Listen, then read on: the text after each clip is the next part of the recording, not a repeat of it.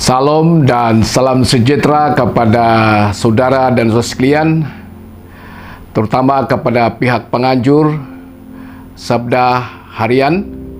Saya mengucap syukur dan mengucap terima kasih berbanyak-banyak kepada pihak penganjur karena memberi kepercayaan kepada saya untuk menyampaikan satu tajuk yang begitu luar biasa dan semestinya sukar untuk dibicarakan. Dan dengan ini tajuk yang diberikan kepada saya pada malam ini yaitu dasar keluarga Kristen. Mari kita melihat dalam Kejadian pasal 1 ayat 27 sehingga ayat yang ke-28. Maka Allah menciptakan manusia itu menurut gambarnya. Menurut gambar Allah diciptakannya dia. Laki-laki dan perempuan diciptakannya mereka. Allah memberkati mereka, lalu Allah berfirman kepada mereka, "Beranak cuculah dan bertambah banyak. Penuhilah bumi dan taklukkanlah itu. Berkuasalah atas ikan-ikan di laut dan burung-burung di udara dan atas segala binatang yang merayap di bumi." Kita membaca sekali lagi satu kitab yaitu Kejadian pasal 2 ayat 20 sehingga ayat yang ke-24. Manusia itu memberi nama kepada segala ternak, kepada burung-burung di udara, dan kepada segala binatang hutan. Tetapi baginya sendiri, ia tidak menjumpai penolong yang sepadan dengan dia. Lalu Tuhan Allah membuat manusia itu tidur nyenyak. Ketika ia tidur, Tuhan Allah mengambil salah satu rusuk daripadanya, lalu menutup tempat itu dengan daging. Dan dari rusuk yang diambil Tuhan Allah dari manusia itu, dibangunnyalah seorang perempuan. Lalu dibawanya kepada manusia itu. Lalu berkatalah manusia itu, "Inilah dia, tulang dari tulangku dan daging dari dagingku. Ia akan dinamai perempuan, sebab ia diambil dari laki-laki. Sebab itu seorang laki-laki akan meninggalkan ayahnya dan ibunya dan bersatu dengan istrinya, sehingga keduanya menjadi satu daging." Saudara dan saudara sekalian, seorang ahli psikologi ditanya, apakah krisis yang terbesar pada abad ke-20 ini? Dia menjawab, krisis terbesar yang dihadapi manusia abad ini bukanlah bom atom, bukanlah bom hidrogen, bukanlah perang nuklir atau COVID-19. Krisis terbesar yang dihadapi oleh manusia sekarang ini yaitu cinta yang sejati telah meninggalkan keluarga.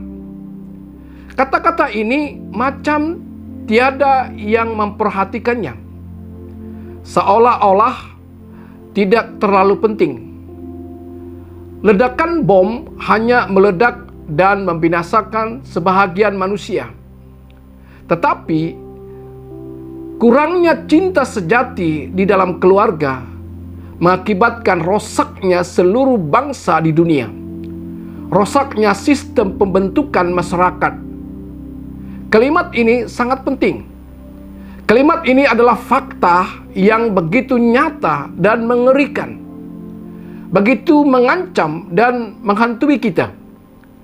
Sebahagian orang membentuk keluarganya, tetapi keluarga mereka tidak mirip dengan keluarga yang dikehendaki Tuhan.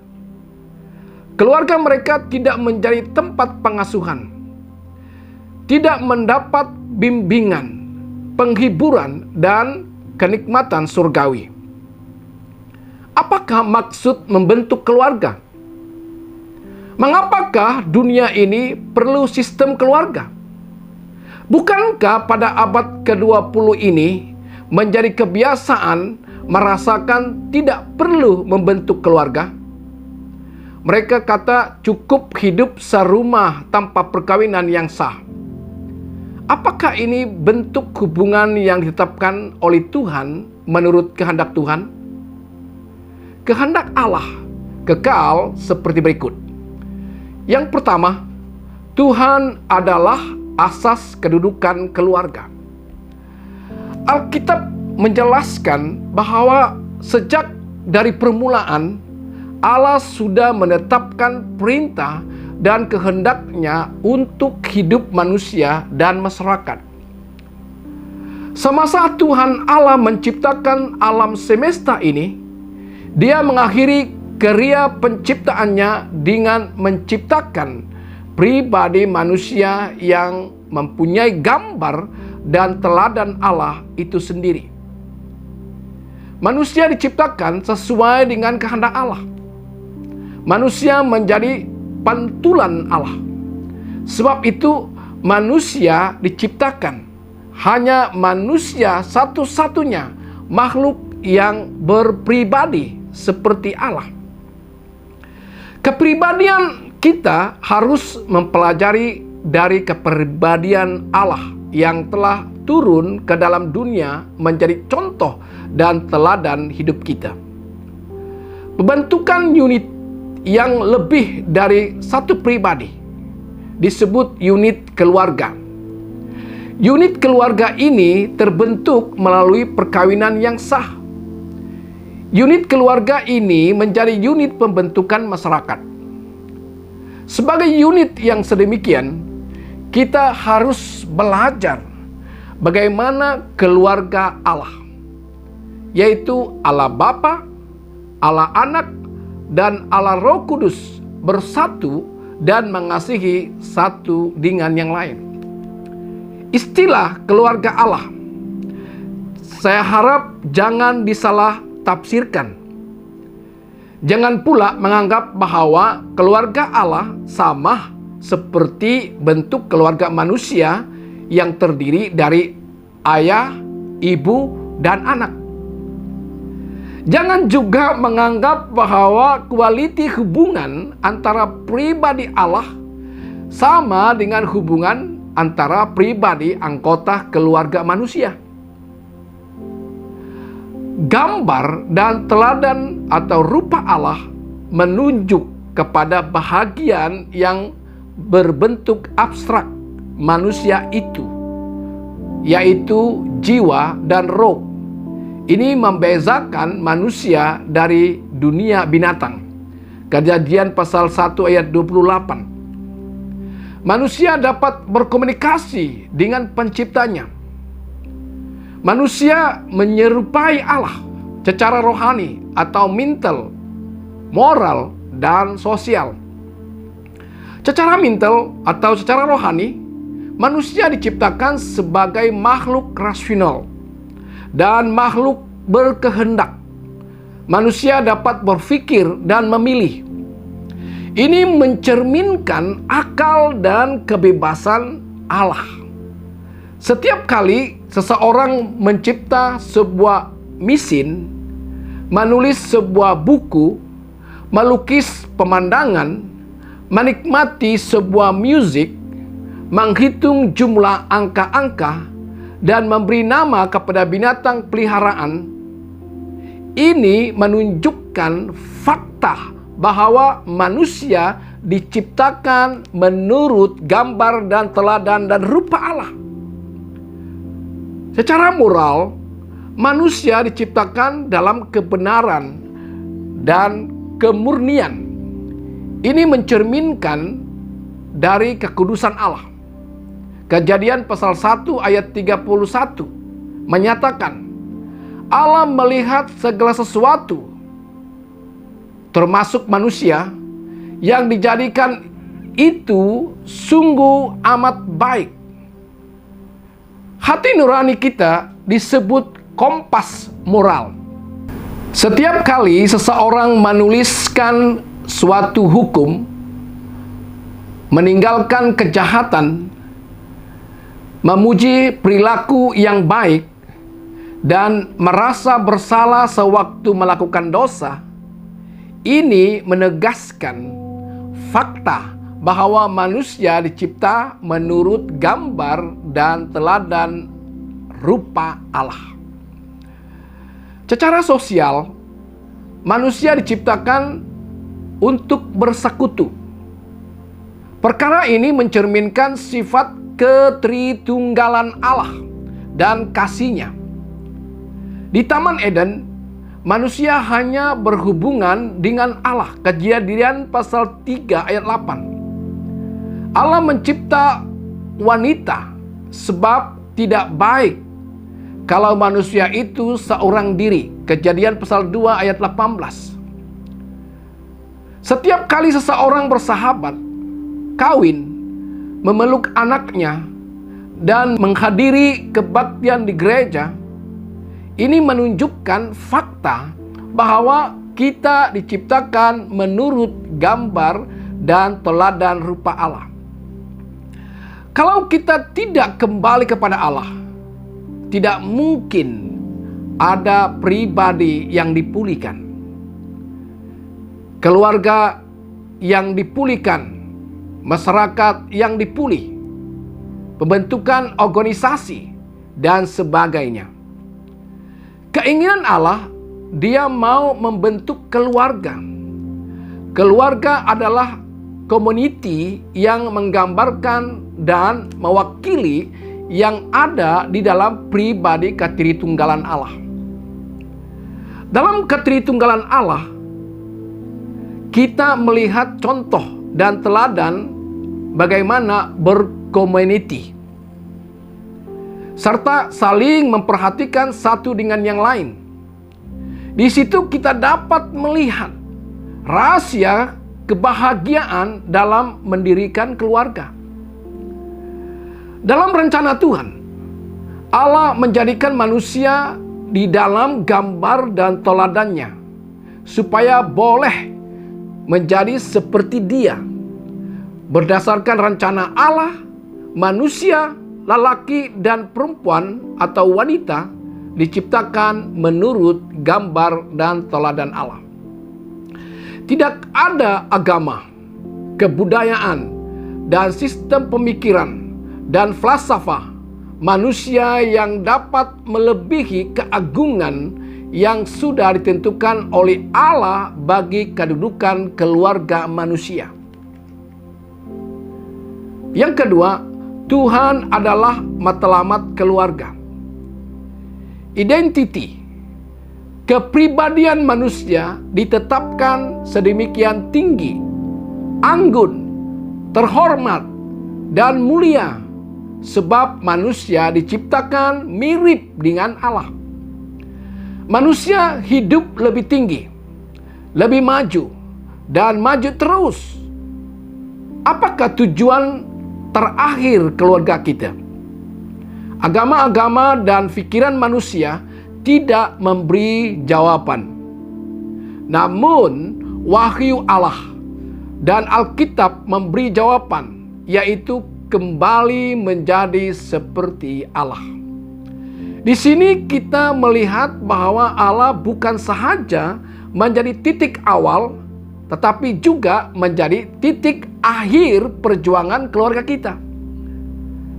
Seluruh proses jalan keluarga kita bukan berjalan di dalam kesesatan dan simpang siur, tetapi ada Tuhan Allah yang menjadi tujuan terakhir dari perjuangan keluarga kita dan perubahan yang keluarga kita alami, yaitu menjadi seperti Dia, seperti Allah.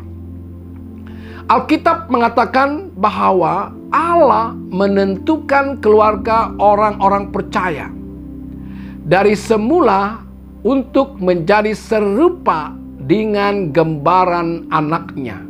Roma pasal 8 ayat 29. Membuat kita menjadi serupa seperti Kristus adalah pekerjaan Allah. Dia akan meneruskannya sampai akhir.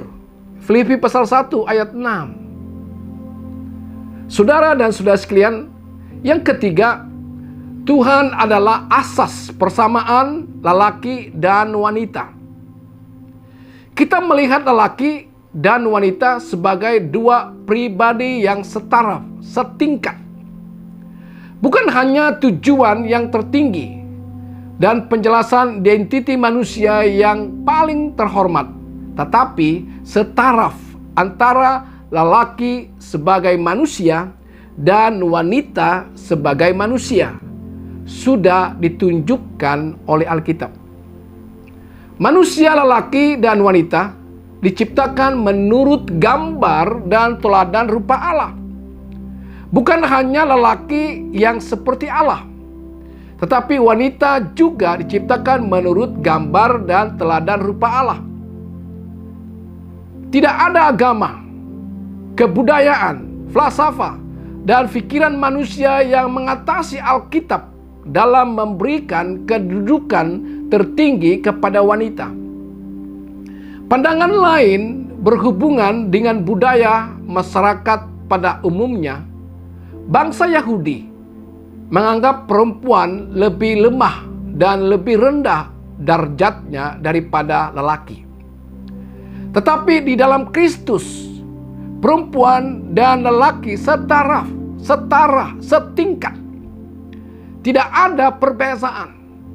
Baik lelaki maupun perempuan mempunyai kelebihan dan kekurangan. Tetapi hakikat kemanusiaannya adalah sama di hadapan Allah. Sama-sama ciptaan Tuhan yang mulia.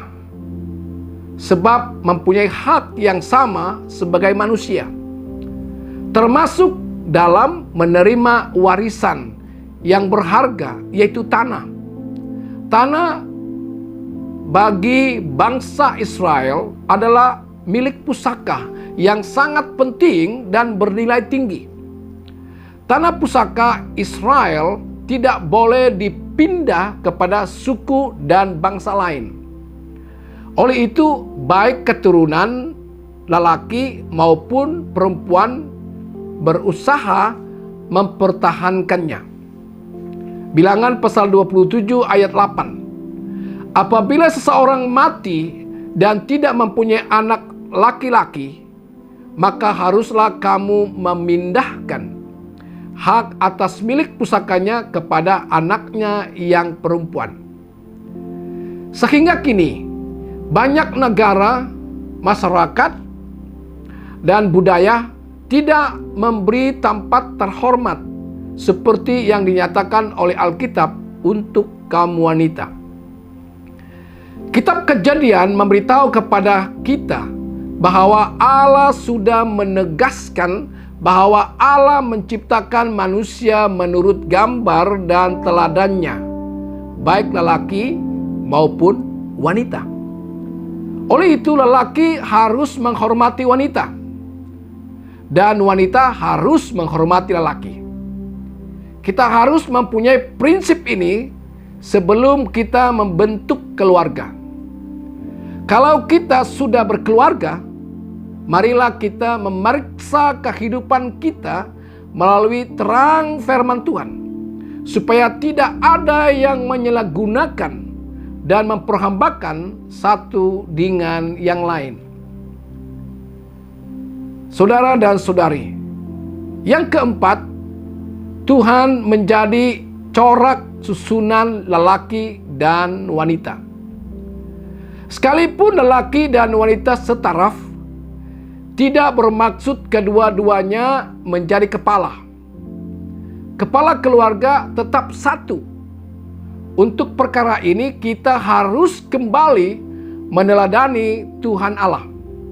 Allah Bapa mengirim Allah Anak ke dalam dunia, dan Allah Bapa berserta Allah Anak mengutus Allah Roh Kudus ke dalam gerejanya. Di sini Allah Bapa, Allah Anak, dan Allah Roh Kudus setara di dalam kemuliaan, kekuasaan, kekekalan, dan unsur asasnya. Tetapi dalam hal susunannya, urutannya berbeza. Allah Bapa mengutus Allah Anak tidak pernah sebaliknya. Setara dalam kedudukan, berbeza dalam susunan atau urutan. Keduanya haruslah dimengerti oleh orang Kristen. Keluarga Kristen berbeza dengan keluarga bukan Kristen, di mana keluarga bukan Kristen, sewaktu orang merampas persamaan hak lelaki dan wanita, kebanyakan timbul kekacauan yang tidak dapat dikendalikan. Pada waktu timbulnya gerakan kebebasan wanita, kekuasaan wanita diperjuangkan. Akhirnya timbul keterlaluan yang luar biasa seriusnya. Sehingga timbullah keluarga-keluarga yang pecah, berantakan, homoseksual, kawin sama jenis, dan lain-lain. Terjadinya rampasan kekuasaan secara keterlaluan selalu dilakukan oleh wanita-wanita yang tidak mahu tunduk kepada suaminya, dan selalu dipimpin oleh wanita yang menyamaratakan tetapi tidak mengenal susunan urutan yang berbeza. Mereka tidak mahu kembali kepada Alkitab. Sungguh pun mereka mau menyamaratakan laki dan wanita, tetapi mereka merosakkan dan mengacaukan susunan urutan kekeluargaan. Ini bukan cara Kristen. Orang Kristen harus mempunyai pendirian, mempunyai prinsip sendiri, sebab kita diberi firman Allah yang lebih tinggi daripada sistem pikiran dan falsafah apapun. Di sini kita kembali lagi kepada susunan urutan yang berbeza. Alkitab mengatakan lelaki adalah kepala wanita. Namun bukan bermaksud lelaki boleh sembarangan mempermainkan wanita. Lelaki dan wanita adalah gambar dan teladan rupa Allah, mempunyai kesamaan identiti sebagai pelaksana kehendak Allah di dunia ini. Untuk membentuk keluarga, tetap ada susunan. Siapa yang harus menjadi kepala keluarga? Allah menetapkan lelaki sebagai kepala keluarga. Kejadian pasal 2 ayat 18. Tuhan Allah berfirman, "Tidak baik kalau manusia itu seorang diri saja. Aku akan menjadikan seorang penolong baginya yang sepadan dengan dia." Adam memerlukan penolong. Adam dibuat tidur nyenyak, dan Tuhan menjalankan pembedahan, operate. Inilah pengaliran darah yang pertama di dalam Alkitab. Pengaliran darah untuk penebusan dosa adalah setelah Adam dan Hawa berdosa. Tetapi pengaliran darah pertama di dalam diri manusia dilakukan oleh Allah sendiri. Ketika Allah memecahkan daging sehingga darah keluar dari Adam, di sini kita melihat ajaran yang penting ini. Suatu simbol, yaitu tanpa pengorbanan tidak ada orang yang dapat menjadi pemimpin. Kalau Adam tidak mau dilukai, tidak mau dibedah, ia tidak mungkin dapat menjadi kepala keluarga. Ia harus ditidurkan dan menerima pembedahan, operasi dari Allah. Sewaktu Yesus Kristus mengalirkan darah, baru gereja muncul. Gereja adalah mempelai wanita Kristus. Kristus mencintai gerejanya, sebab Yesus telah mencurahkan darah untuk gerejanya. Itu dilambangkan pada waktu Kristus mati untuk memungkinkan gereja dapat berdiri. Ini dilambangkan oleh Adam yang harus tidur dilukai, dan berdarah, dan tulang rusuk diambil untuk menciptakan Hawa menjadi penolong baginya. Ada pepatah mengatakan, wanita diciptakan oleh Tuhan dari tulang rusuk, bukan dari tulang kepala, supaya keduanya tidak menjadi kepala. Bukan dari tulang kaki, supaya wanita tidak menginjak-injak lelaki. Pertama, kalau wanita dan lelaki bersaing, berebut menjadi kepala, akhirnya anak-anak menonton siapa jadi juara di rumah. Allah mencipta wanita bukan dari tulang kepala atau tulang kaki. Ini merupakan keajaiban dan bijaksana penciptaan. Yang kedua, tulang rusuk adalah tempat jantung dan hati. Wanita dimaksudkan untuk dicintai oleh suaminya. Sebab memang dahulu engkau ada di jantung hatiku. Wanita ada di tempat yang dekat dengan jantung, supaya suami dapat mencintai dia seperti mencintai jantungnya sendiri. Mencintai istri seperti mencintai dirinya sendiri, sebab dia yang paling dekat di hatinya. Bukankah istilah ini berulang kali muncul dalam surat-surat cinta? Engkau jantung hatiku. Yang ketiga, tulang rusuk adalah untuk dilindungi, dibimbing, dan dijaga. Salah satu gambaran yang paling indah di dalam dunia ialah ketika seorang lelaki melindungi dan membimbing seorang wanita. Saudara dan saudara sekalian, bahagian dari ciptaannya, manusia menurut gambar dan teladan rupa Allah adalah manusia yang mempunyai keupayaan, kapasiti membuat pilihan bebas. Sungguh pun manusia dicipta dalam kebenaran dan kemurnian.